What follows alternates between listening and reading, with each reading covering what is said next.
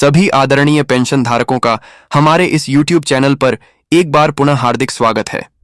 मित्रों, इस समय पेंशन धारकों के लिए कुछ अत्यंत महत्वपूर्ण और आवश्यक अपडेट्स सामने आ रही हैं। जी हां, इनमें जो सबसे पहली प्रमुख खबर है वह EPS 95 पेंशन योजना से संबंधित है, जिसे लेकर बड़ी सूचना प्राप्त हो रही है। कहा जा रहा है कि EPS 95 पेंशन भोगियों के लिए यह एक बड़ी खुशखबरी है। जून 2025 में R750 की न्यूनतम पेंशन मिलने की संभावना है।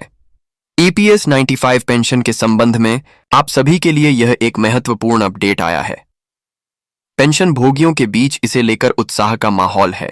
तो किस प्रकार न्यूनतम पेंशन R7500 को लेकर यह महत्वपूर्ण अपडेट आया है, इसके विषय में आज की इस वीडियो में हम विस्तार से चर्चा करेंगे। साथ ही हम कर्मचारी भविष्य निधि संगठन के अगले महत्वपूर्ण अपडेट पर भी बात करने वाले हैं। कहा जा रहा है कि निजी क्षेत्र के कर्मचारियों के लिए अच्छे दिन आने वाले हैं। इस प्रकार का एक बड़ा ऐलान किया गया है। कर्मचारी भविष्य निधि संगठन का यह महत्वपूर्ण ऐलान निजी क्षेत्र के कर्मचारियों के वेतन और पेंशन में एक बड़ी वृद्धि की ओर संकेत कर रहा है। तो किस प्रकार वेतन और पेंशन में वृद्धि को लेकर यह अहम खबर आई है, इस पर भी हम बात करेंगे। और इसी के साथ मित्रों, यहां हम EPFO न्यू रूल्स 2025 के संबंध में एक बड़े अपडेट पर चर्चा करेंगे। इस वर्ष PF से जुड़े नियमों में 4 बड़े बदलाव हुए हैं। क्या आपको इनकी जानकारी है? जी हां मित्रों, PF खाता धारकों के लिए हुए 4 बड़े बदलावों की जानकारी भी हम आप सभी को यहां देने वाले हैं। इसीलिए आप सभी से अनुरोध है कि मित्रों, आज की इस वीडियो को अंत तक अवश्य देखिएगा। और यदि आप हमारे चैनल पर नए हैं तो चैनल को सब्सक्राइब करना ना भूलिएगा। तो चलिए बिना किसी विलंब के आज की इस वीडियो में सभी खबरों को सही, सटीक और तथ्यों के आधार पर विस्तार पूर्वक जान लेते हैं। सबसे पहले मित्रों, यहां हम बात करने वाले हैं कि EPS 95 पेंशन भोगियों के लिए खुशी की लहर बताई जा रही है। और इसी माह यानी जून 2025 में आप सभी को R750 की न्यूनतम EPS 95 पेंशन प्राप्त हो सकती है। तो मित्रों, न्यूनतम EPS 95 पेंशन R750 किस प्रकार मिलेगी, किन लोगों को इसका लाभ मिलेगा, यह योजना क्या है, चलिए इसके विषय में पूरी जानकारी विस्तार से यहां समझते हैं। देश भर में EPS 95 योजना से जुड़े लगभग 65 लाख पेंशन भोगियों के लिए एक बड़ी और राहत प्रदान करने वाली खबर सामने आ रही है। केंद्र सरकार जून 2025 में एक ऐतिहासिक निर्णय लेने की तैयारी कर रही है, यहां जिसके अंतर्गत पेंशन की न्यूनतम राशि को बढ़ाकर R750 प्रतिमाह किया जा सकता है। यह निर्णय उन वरिष्ठ नागरिकों के जीवन में एक बड़ा परिवर्तन ला सकता है जो वर्तमान में मात्र RS1000 से RS2000 की पेंशन पर निर्भर हैं। EPS 95 अर्थात एम्प्लॉय पेंशन स्कीम 1985 कर्मचारी भविष्य निधि संगठन EPFO द्वारा संचालित की जाती है। इसका उद्देश्य संगठित क्षेत्र में कार्यरत कर्मचारियों को सेवानिवृत्ति के उपरांत एक निश्चित पेंशन सुनिश्चित करना है। यह योजना उन कर्मचारियों के लिए है जिन्होंने अपनी नौकरी के दौरान EPF में नियमित रूप से योगदान दिया है और 28 वर्ष की आयु पूर्ण कर ली है। वर्तमान में EPS 95 योजना के तहत न्यूनतम पेंशन मात्र R8000 है।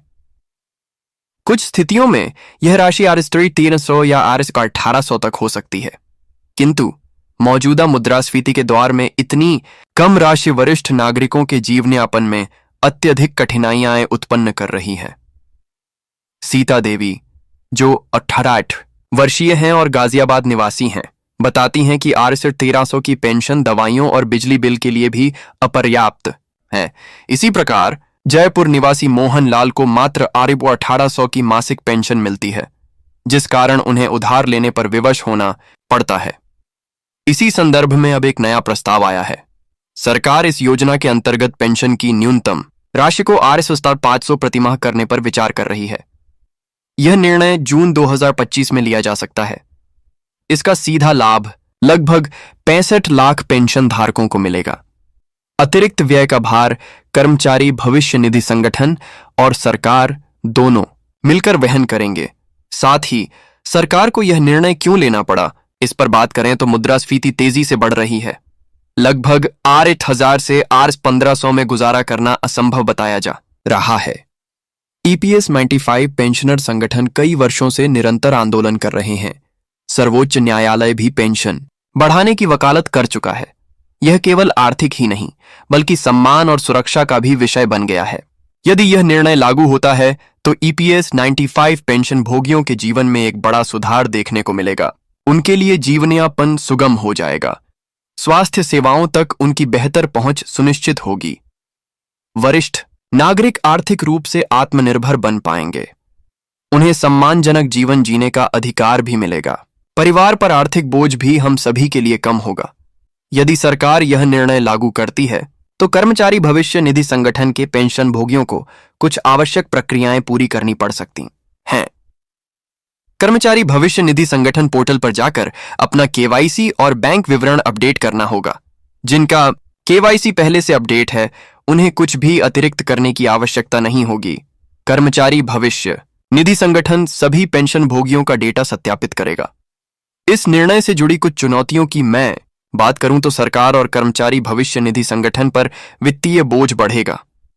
सभी पेंशन भोगियों का डेटा अपडेट और सत्यापन आवश्यक हो जाएगा, लेकिन डिजिटल प्रणाली और ऑनलाइन पोर्टल से यह प्रक्रिया और भी सरल हो सकती है। संक्षेप में कहें तो EPS 95 पेंशन भोगियों के लिए RS 7500 की न्यूनतम पेंशन का प्रस्ताव केवल एक वित्तीय सहायता नहीं है, बल्कि यह उनके सम्मान और अधिकार का भी प्रश्न है। यह निर्णय उन वरिष्ठ नागरिकों के लिए होगा जिन्होंने जीवन भर परिश्रम किया है और अब वे सम्मानजनक जीवन के अधिकारी हैं। अब यदि केंद्र सरकार जून 2025 में इस प्रस्ताव को स्वीकृति देती है तो यह न केवल EPS 95 पेंशन भोगियों के लिए बल्कि संपूर्ण देश के लिए एक ऐतिहासिक और संवेदनशील निर्णय होगा। अब सभी की दृष्टि सरकार के इस निर्णय पर टिकी हुई है। वहीं मित्रों, इसी संदर्भ में अगली बड़ी खबर की बात करें तो कर्मचारी भविष्य निधि संगठन की ओर से आप सभी के लिए एक महत्वपूर्ण अपडेट आया है। EPFO का बड़ा ऐलान बताया जा रहा है। निजी क्षेत्र के कर्मचारियों के वेतन और साथ ही पेंशन में उल्लेखनीय वृद्धि देखने को मिलेगी। तो किस प्रकार वेतन और पेंशन में वृद्धि होगी, चलिए इसके बारे में भी आज की इस वीडियो में बात करते हैं। निजी क्षेत्र के कर्मचारियों के लिए यह एक बड़ी खुशखबरी है। एम्प्लॉय प्रोविडेंट फंड ऑर्गेनाइजेशन ने हाल ही में एक महत्वपूर्ण ऐलान किया है जिससे कर्मचारियों के वेतन और पेंशन में शानदार बढ़ोतरी हो सकती है। इस खबर का प्रभाव लाखों कर्मचारियों पर पड़ने वाला है। उनका भविष्य उज्जवल हो सकता है।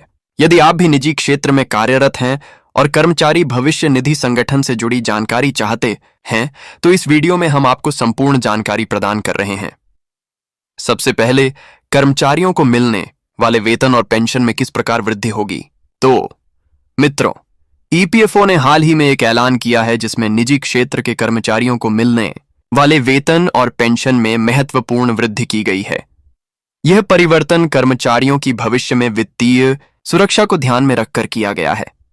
कर्मचारी भविष्य निधि संगठन ने प्रस्ताव रखा है कि न्यूनतम वेतन और पेंशन दोनों में संशोधन किया जाएगा ताकि कर्मचारियों को सेवानिवृत्ति के बाद एक सम्मानजनक जीवन जीने में सहायता मिल सके। यह प्रस्ताव 2025 तक लागू होने की संभावना है और इसमें निजी कंपनियों के लिए कुछ कड़े नियम भी जारी किए जाएंगे। कर्मचारियों को मिलने वाले वेतन की बात करें तो नई नीति के अनुसार कर्मचारियों के वेतन में वृद्धि की जाएगी। यह वृद्धि उनकी मूल वेतन और बकाया राशि एरियर के आधार पर होगी। इसके अतिरिक्त कंपनी की ओर से कर्मचारी यानी कि प्रोविडेंट फंड और पेंशन का पुनः निर्धारण भी किया जाएगा। अब वेतन वृद्धि के उद्देश्यों की बात करें तो कर्मचारियों की वित्तीय स्थिति बेहतर होगी, कर्मचारियों को बेहतर पेंशन और सेवाएं मिलेंगी और कर्मचारियों का भविष्य सुरक्षित होगा। वहीं पेंशन योजना में वृद्धि को लेकर बात करें तो कर्मचारी भविष्य निधि संगठन ने कर्मचारियों की पेंशन में वृद्धि का ऐलान किया है। इस बदलाव से कर्मचारियों को दीर्घकाल में अच्छा लाभ मिल सकता है। EPFO के अनुसार पेंशन की राशि में 10% तक का इजाफा किया जा सकता है। अब पेंशन में वृद्धि पर बात करें तो मित्रों, निचले स्तर के कर्मचारियों को 10% यानी कि नई पेंशन R5000 मिलेगी। मध्य स्तर के कर्मचारियों को 12% यानी कि नई पेंशन RS 8000 मिलेगी और उच्च स्तर के कर्मचारियों को 15% बढ़ोतरी के साथ RS 12000 की पेंशन मिलेगी। अब मित्रों, इस पेंशन वृद्धि के लाभों की बात करें तो दीर्घकाल में बढ़ी हुई पेंशन कर्मचारियों के लिए वित्तीय सुरक्षा प्रदान करेगी। साथ ही सेवानिवृत्त होने के बाद कर्मचारियों को नियमित रूप से उच्च पेंशन का भी लाभ मिलेगा। अब मित्रों, ईपीएफओ ने कर्मचारी और नियोक्ता के योगदान में भी परिवर्तन किया है।